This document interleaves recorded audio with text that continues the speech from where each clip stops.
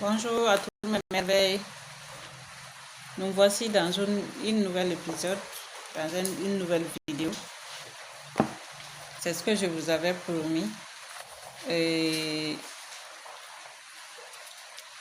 le sujet que nous allons traiter aujourd'hui, c'est le sujet du désir. Le désir, c'est-à-dire le désir de réussir, le déclic qui a fait que j'ai décidé de sortir de ces relations toxiques-là, du mariage toxique.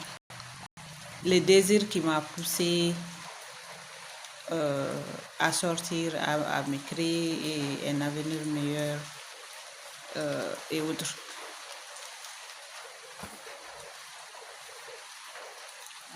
Je vais fermer ça pour mieux me concentrer. Voilà. Et les désirs qui doivent vous pousser. Moi, de mon côté, je vous parle ici, j'ai quand même un document où je note mes sujets, je note tout. Mais le déclic qui a fait que moi, personnellement, je suis sortie de cette relation-là de 7 ans. Le désir qui a fait, c'est de ne pas voir mes enfants souffrir. Parce que je n'avais pas de pouvoir d'achat. Et je n'avais pas mon mot à dire. Parce que généralement, dans les foyers, dans les foyers maliens, disons-le, dans la plupart des foyers maliens, la femme n'a pas son mot à dire. Je ne sais pas si vous comprenez. C'est-à-dire que c'est une famille patriarcale, c'est-à-dire que la femme elle n'a pas son mot à dire. C'est tout ce que l'homme, il décide que la femme est obligée de suivre les désirs de son époux. Ce qui est tout à fait normal parce dès le bas âge, on a été formaté pour ça. C'est-à-dire on a mis dans nos têtes que la femme, elle est le pilier de la famille, comme le principe du Mounio Anisabali.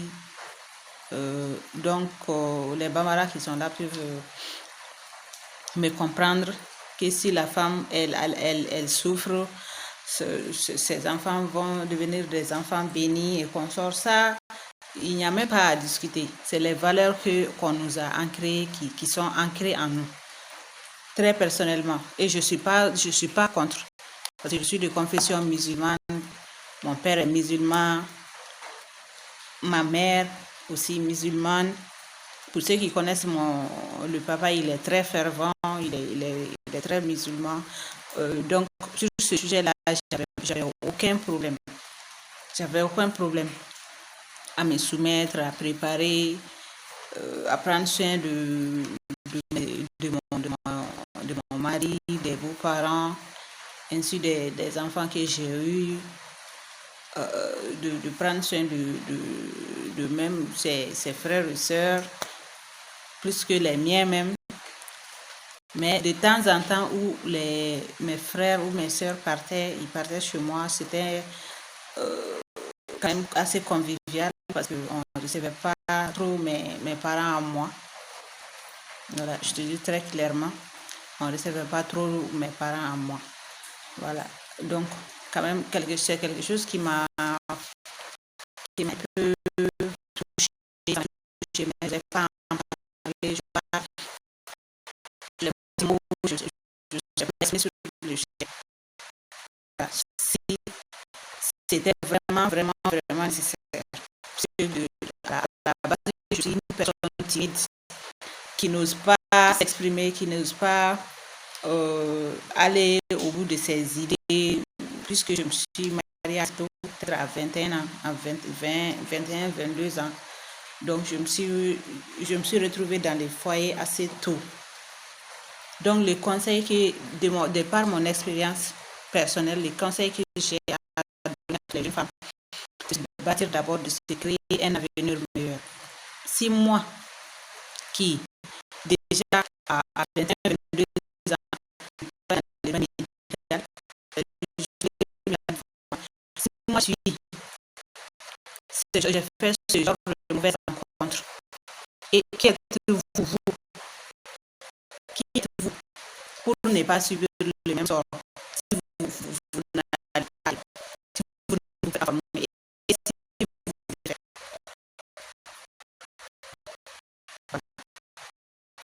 toutes les filles, euh, il faut chercher la puissance financière et surtout la puissance intellectuelle. Si vous me voyez devant vous aujourd'hui parler, être à l'aise devant la caméra, dur ce que je pense, c'est que quelque part, j'ai un bagage intellectuel conséquent qui me permet de vous parler comme ça à l'aise, étant à l'aise et étant moi-même. Et imaginez si je n'avais pas cette mentalité, je n'avais pas ça, je n'avais pas tout ce que j'ai comme bagage intellectuel en ce moment. Voilà. Si je vous parle de ce sujet-là, c'est un sujet qui me tient à cœur parce que je vois beaucoup de jeunes femmes, de jeunes filles dans ces cas de figure qui sont toujours dans la même situation, qui ne savent pas quoi faire, qui sont toujours coincés dans ces foyers toxiques, qui sont toujours marginalisés, qui sont toujours maltraités et qui ne voient aucune utilité à leur vie, qui ne voient aucune utilité à leur vie et qui s'en remettent au bon Dieu jusqu'au jour où elles tombent malades d'une maladie incurable. Ça aussi, je vais vous en parler. Figurez-vous que je suis tombée malade, j'avais mal au ventre, savez-vous que la violence psychologique peut entraîner des effets sur le physique? La violence psychologique, les maltraitances psychologiques, quand on n'est pas bien dans la tête, tout le corps le ressent. Je vous dis ça aussi aujourd'hui en tant que sage-femme, en tant que déléguée médicale. Quand on n'est pas bien dans la tête, tout le corps le ressent, toute l'âme le ressent, tout notre métabolisme le ressent. Moindre chose, tac, on est trop sensible aux infections. Moindre chose, tac, on est trop sensible, on est hypersensible. On n'arrive pas à gérer nos enfants, on n'arrive pas à gérer la famille, on n'arrive pas à gérer le mari. Et puis on est moindre chose, on se met facilement en colère. C'est des cas de figure. Si je vous dis ça aujourd'hui, c'est parce que j'ai vécu ça. C'est une situation que j'ai vécue réellement. Et je sais de quoi je parle. Sinon, je n'aurais pas créé cette page-là. Je n'aurais pas créé cette intimité-là entre vous et moi pour vous exposer un peu mon parcours, c'est ma marque, en fait. Mon parcours, c'est ma marque. Et dans les jours à venir, dans les années à venir, je vous dirai tout ce que j'ai subi dans ce laps de temps-là. Cette année de sa vie, c'est pas rien, quoi. C'est pas 7 jours, c'est pas 7 mois. Je me suis rendu compte que j'ai perdu beaucoup d'années de ma vie dans ce foyer-là. Et que j'aurais dû y mettre fin dès les premières années. Mais malheureusement, comme on le dit chez nous, je suis croyante, je suis musulmane, comme on le dit chez nous, à chaque chose sa fin. Et si la fin de chaque chose sonne, quel qu'en soit les trucs, quelque chose va venir et ça va s'arrêter. Et si c'est pas la fin aussi, c'est pas la fin. Donc, restez connectés, partagez, likez et donnez-moi des commentaires, des idées en commentaire, des thèmes qu'on va devoir débattre, que je vais devoir en parler pour pouvoir construire, pour pouvoir l'aider, lui donner des stratégies pour pouvoir s'en sortir. Voilà. Si moi j'ai pu le faire, toi aussi tu peux le faire. Et confiance en vous, et confiance en toi. Je demande toujours de dire tout le temps, de dire aujourd'hui, regardez les livres de ça, c'est là, dictionnaire de l'anglais. Ça a été acheté par mon père, mais quand même, je le dis tout le temps. Je le dis, c'est un dictionnaire anglais. Et là, Et l'autre aussi, devenir d'être moi, c'est la de Napoléon Hill. C'est devenir riche. Voilà, un chef vraiment, vraiment, toutes les jeunes femmes doivent lire. Voilà, c'est un livre de 248, 249 pages. Et tout le monde, toutes les dames, toutes les jeunes femmes ambitieuses qui veulent changer leur vie doivent acheter. Investissez dans les livres. Moi, chaque fin de mois, moi, je me suis donné, je me suis donné ces leitmotivs, je me suis donné ce défi-là de m'acheter chaque jour un livre. Je m'achète chaque fin de mois, disons, un livre de développement personnel. Et ça c'est récent dans mon langage, ça c'est récent dans ce que j'ai dit. Puisque chez nous, on est Bambara, on ne parle pas tout le temps français, ici, au Mali. Voilà. Donc, juste pour parler à quelqu'un, si tu veux rester, tu veux devenir une femme ambitieuse, tu dois chercher ton pourquoi. Pourquoi tu veux rester? C'est quoi ton pourquoi? Moi, mon pourquoi, je l'ai dit dès l'entame de la vidéo, moi, mon pourquoi, c'est mes 2 enfants, Mo et Dija. Voilà, c'est eux mes carburants. Donc, tout enfant a le devoir, tout parent a le devoir de bâtir son enfant. Quel qu'en soit ce qui s'est passé avec son père, ce qui s'est passé avec la belle famille et consort. C'est un autre sujet aussi qu'on va devoir débattre, que je vais devoir décortiquer.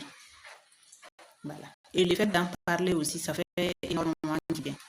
Voilà. Malgré, après 4 ans de divorce. Voilà. Donc, si vous me voyez devant les caméras, dire ce que je veux, ce que je pense, c'est qu'à un moment donné, j'ai dû faire mon deuil. J'ai dû me servir de cet état de ma vie pour pouvoir m'élever. Parce que c'est le but. Les femmes, il ne faut pas se leurrer. Jeune femme ou jeune homme, il ne faut pas se leurrer. La vie ne se limite pas seulement qu'au sexe, qu'au fait de s'habiller trop, qu'au fait d'être toujours d'acheter toujours la dernière marque, de s'acheter des livres et des... Non, pas des livres, de s'acheter des vêtements hors de marque, des chaussures, des sacs hors de marque. Tous ceux qui me connaissent savent que je suis pas dedans, je suis pas dans ça. Dès mon enfance, dès mon adolescence et consort, moi je suis pas dans ça. Je suis pour la préparation d'avenir, je suis pour la préparation du devenir de mes enfants. Est-ce que mes enfants, dans 10 ans, dans 15 ans, quand ils verront mes vidéos, est-ce qu'ils seront fiers de leur maman? Est-ce qu'ils seront fiers de ce que leur maman a accompli? Est-ce qu'ils seront fiers de la mère que je suis devenue pour eux? Est-ce qu'ils seront fiers de tout ce que j'ai abattu comme souffrance ou tout ce que j'ai amassé comme fortune pour pouvoir les mettre dans les meilleures universités, qu'elles soient américaines ou françaises? Voilà, je sais que je ne les enverrai pas là-bas tout seuls et consorts, je serai avec eux. Donc, cela trouvera que j'ai déjà mis des projets en place, j'ai déjà mis des actions concrètes en place qui vont me permettre de générer des revenus, même en dormant. Voilà, juste pour pouvoir les bâtir. Car d'aucuns le diront, on le dit toujours, c'est aux parents de bâtir les enfants. C'est aux parents de bâtir l'avenir de ses enfants. Et pas le contraire. Et moi, je suis de ces parents-là qui pensent que l'avenir d'un enfant se trouve entre les mains de ses géniteurs, de ses parents. Et j'entends par parent celui qui s'investit, celui qui s'investit dans le relationnel avec ses enfants, celui qui s'investit financièrement surtout et émotionnellement. Voilà. Celui qui n'est pas là tout le temps à les taper, à les dénigrer, à leur dire tu ne seras rien. Donc moi je suis contre. Moi je suis contre la violence verbale sur toutes les